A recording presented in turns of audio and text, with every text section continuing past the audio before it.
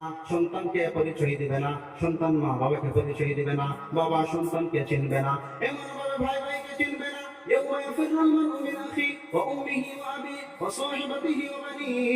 বিবি স্বামীর পরিচয় দিবে না, বন্ধু বান্ধব বন্ধুর পরিচয় দিবে না। সেদিন প্রত্যেকজন মানুষ প্রত্যেকজন মানুষ নিজের চিন্তা করবে। সেদিন আল্লাহর হাবিব বলেন, সেই দুনিয়ার মধ্যে যে দুরূদ আমি রাসূলের উপরে করেছিল, সেই আমানতের দুরূদ নেকের পাল্লায় রাখার সাথে সাথে গুনার পাল্লা হালকা হয়ে যাবে, নেকের পাল্লাটা ওজনই হয়ে যাবে। আমার রাসূলের উপরে দুরূদ খালি এই মজলিসের মধ্যে বসে দেখাই না, সরাসরি লাগলো লাগলো পুরো লাগবে নাই।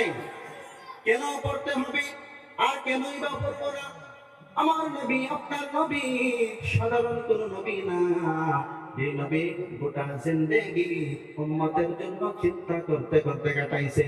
এই নবী উম্মতের চিন্তা করতে করতে 63 বছরের জিন্দেগি অতিবাহিত করেছে। দুনিয়ার মধ্যে ঘর করবে, বাড়ি করবে, ফলাফলের ভবিষ্যৎ বানিয়ে দিবে, এমন কোন চিন্তা রাহমাতুল লিল আলামিনের মিজাজের মধ্যে ছিল না। আমাদের চিন্তা, আমাদের ছেলেকে মানুষ করতে হবে, মেয়েকে মানুষ করতে হবে, সমাজের মধ্যে আমার স্টেটাস প্রচার করতে হবে। কিন্তু আপনারা বলেন 60 বছরের জিন্দেগি, উম্মতের চিন্তা, কবরের জিন্দেগি, উম্মতের চিন্তা, এই ময়দানে মাহশর যখন কায়েম হবে, উম্মতের চিন্তায় চিন্তিত হবে।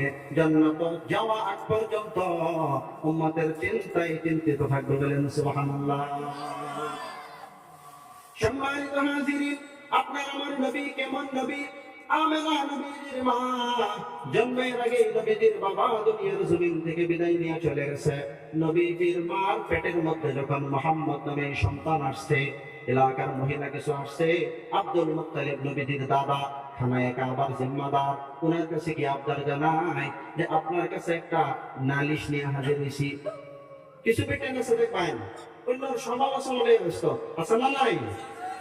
এই পেটেন গুলি আব্দুল মুত্তালিবের বলে গেছে যে খানে রয়েছে। আব্দুল মুত্তালিব জিগা কে লিগাইছ? তাইছি তো একটা কথা লইয়া ওরানের বাড়ির বদলামান দেখুই কিবা ডর করতেছে।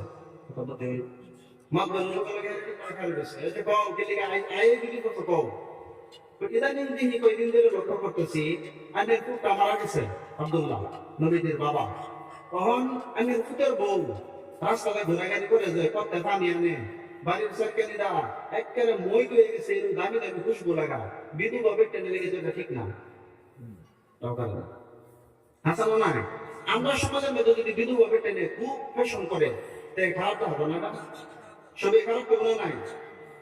আব্দুল মুত্তালিব এই নালিশ পাওয়ার পর আমিনাকে ডেকে আনছে, বলে তোমার বিরুদ্ধে এই নালিশ, তোমার পেটের মধ্যে আমার বংশের প্রদীপ, আমার ছেলে আব্দুল্লাহর সন্তান, এই সন্তান নিয়ে আমার বড় আশা আকাঙ্ক্ষা, তুমি বলে দামি দামি খুশবু ব্যবহার করো, কেন ব্যবহার করো?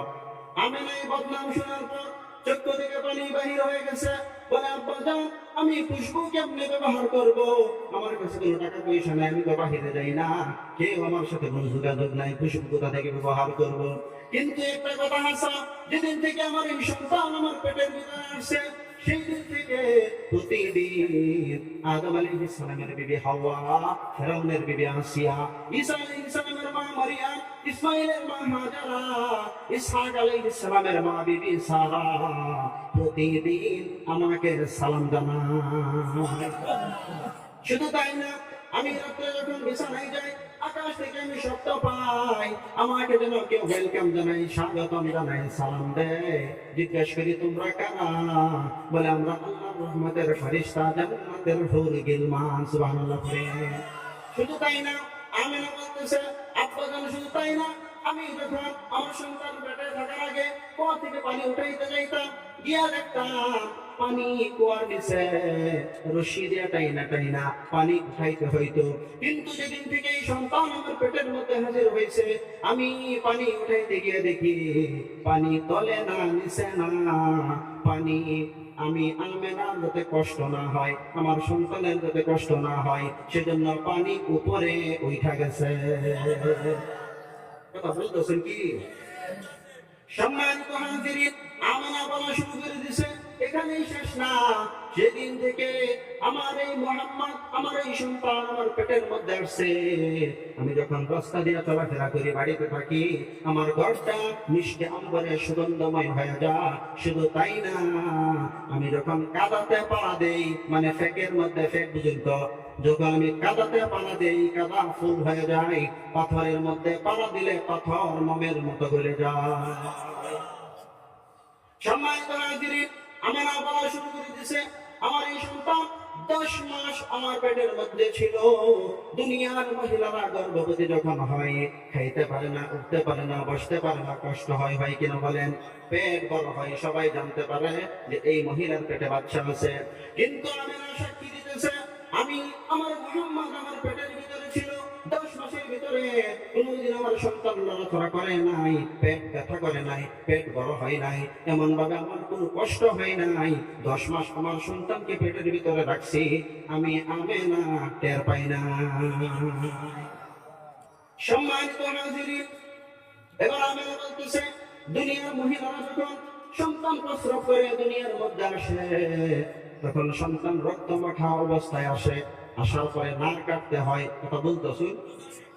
সন্তান যখন দুনিয়ার মধ্যে আসে, তখন রক্ত অবস্থায় আসে। আসার পরে তার নার কাটতে হয়, ঘরের মধ্যে বদবু ফেলে, দুর্গন্ধ ফেলে, ঘরটাকে ক্লিন করতে হয়, সাফাই করতে হয়। আমেনা বলতেছেন, আমার মোহাম্মদ আমার সন্তান যখন আমার পেটের থেকে বাহির হয়েছে, আমার ঘর সুগন্ধময় হয়ে গেছে। কে যেন জান্নাতি পানি দিয়ে গোসল করাইয়া, নাকটা সুন্দরভাবে কাটিয়া, আমার ঘরটা ক্লিন করে মোহাম্মদ সাজদার হালতে আমার ঘরে উদিত হয়েছে। সম্মানিত হাজিরিন, সাধারণ কোন নবী না, যেই নবীর চেহারার দিকে তাকাইলে ক্ষুধা নিবারণ হয়, যেই নবীর শরীর থেকে মিষ্টি আম্বরের গান বাহির হয়। হযরত আনাস রাদিয়াল্লাহু আনহু বলেন, আমরা যখন রাসূল পসিনা পসিনা হয়ে যাইতো, জিবরাইল যখন ওহী নিয়ে হাজির হইতো, ওহীর এত ওজন, রাহমাতুল লিল আলামিন পসিনা পসিনা হয়ে যাইতো। এইভাবে হযরত আনাস নবীজির খাদেম ছিলেন, 10 বছর নবীজির সাথে ছিলেন। হযরত আনাস বলতেছেন, আমি ঘামগুলা এমন ভাবে করে করে একটা বোতলের মধ্যে ভরে রাখতাম। মক্কা মদিনার মধ্যে বড় বড় অনুষ্ঠান যখন হইতো, এক ফুটা ছিটাই দিতাম, পুরা মজমা মিষ্টি আম্বরে সুগন্ধময় হয়ে যাইত। হযরত আনাস রাদিয়াল্লাহু আনহু আরো বলেন যে আমি 10 বছর নবীজির খাদেম ছিলাম। 10 বছরে নবীদের কাছে দূর দূরান্ত থেকে, বিভিন্ন দেশ থেকে, কান্ট্রি থেকে দামি দামি খুশবু নবীদের কাছে হাদিয়া আসতো। সবগুলি আমি অল্প হলেও ব্যবহার করছি। আমি আল্লাহর কসম করে বলি, রাহমাতুল লিল আলামিনের পসিনার মধ্যে যে খুশবু, দুনিয়ার কোন আতরে তেমন খুশবু নাই। শুধু তাই না, হযরতে জাবের রাদিয়াল্লাহু তাআলা আনহু বলেন, আমি একদিন পূর্ণিমার চন্দ্রের দিকে তাকাই, রাহমাতুল লিল আলামিনের দিকে তাকাই। আমি তাকাইতে তাকাইতে একবার সূর্যকে দেখি, চন্দ্রকে দেখি, একবার আমার নবীকে দেখি। এমন ভাবে দেখতে দেখতে আমি কনফার্ম করলাম, আমি এই ডিসিশনের মধ্যে পৌঁছলাম যে এই পূর্ণিমার চন্দ্রের চাইতে আমার রাসূল কোটি কোটি গুণ বেশি সুন্দর। সম্মানিত হাজিরিন, আপনার আমার সকলের উম্মুল মুমিনিন, নবীজির বিবি আম্মা জান আয়েশা রাদিয়াল্লাহু আনহা দুনিয়ার মানুষকে বলতেছেন, দুনিয়ার মানুষেরা রে, তোমাদের একটি সূর্য আছে, যে সূর্যটা সকালবেলা যখন তোমরা ঘুম থেকে ওঠো, তখন পূর্ব দিক থেকে উদয় হয়। হাসান আনিসা জোরে কই, পূর্ব দিক থেকে উদয় হয়। আমি আয়েশার একটি সূর্য আছে, এই সূর্যটা সকালবেলা না বরং এশারের নামাজ পর যখন আমার রাসূল আমার ঘরের মধ্যে আগমন করে, তখন আমার ঘরের মধ্যে উদিত হয়। সম্মানিত হাজিরিন, আম্মা জান আয়েশা উদাহরণ দিতেছে, আমার ঘরের মধ্যে টাইলসের ব্যবস্থা ছিল না, আমার ঘরের মধ্যে প্লাস্টার করা ছিল না, আমার ঘরের মধ্যে বালু ছিল, বালু। আমি একদিন কাপড় সেলাই করতেছি, কাপড় সেলাই করতে করতে আমার হাত থেকে সুইটা পড়ে গেছে। আমার ঘরে বাতি লাইটিং ছিল না, বাতির ব্যবস্থা ছিল না। আমি বহু তালাশ করার পর সুইটা খুঁজে পাই নাই। অনেক সময় পর দুজাহানের সরদার আল্লাহর পয়গম্বর আমার ঘরের মধ্যে আগমন করলেন। আগমন করার সাথে সাথে আমি আমার হারানো সুইটা খুঁজে পেয়েছি। সুবহানাল্লাহ। সম্মানিত হাজিরিন, শুধু তাই না, আল্লাহ পাক আল্লাহর হাবিবকে, আল্লাহর বন্ধুকে পৃথিবীর সেরা মানব বানাইছে পৃথিবীর সেরা সেরা দামি দামি বস্তু দিয়া আল্লাহর নবীকে দুনিয়ার জমিনে পাঠাইছে। কোন পয়গম্বরকে এমন চোখ দেয় নাই যে চোখে আল্লাহকে দেখা যায়। মেরাজের মধ্যে নিয়ে তিনার বন্ধুকে সশরীরে দুনিয়ার চোখ দিয়ে দু জাহানের সরদার আল্লাহর দিদার লাভ করছে। সুবহানাল্লাহ পড়ে। সম্মানিত হাজিরিন, যখন এই মুহাম্মদ জন্ম হওয়ার পর হাঁটা শুরু করছে, একটা দুইটা করে কাক দেয়। যখন ফলাফল কাক দেয় একটা দুইটা করে একটা দুইটা করে যখন কাক দেয়, তখন বাচ্চার বাপ খুব আনন্দ না ফলাফল আড়া হিচ্ছে আঙ্গুলো ধরে ধরে রাস্তা পেয়ে যা এবে পেয়ে যা হেবে পেয়ে যা হাইটে হাইটে করে করে না নাই আমে না বইবে কান্দে।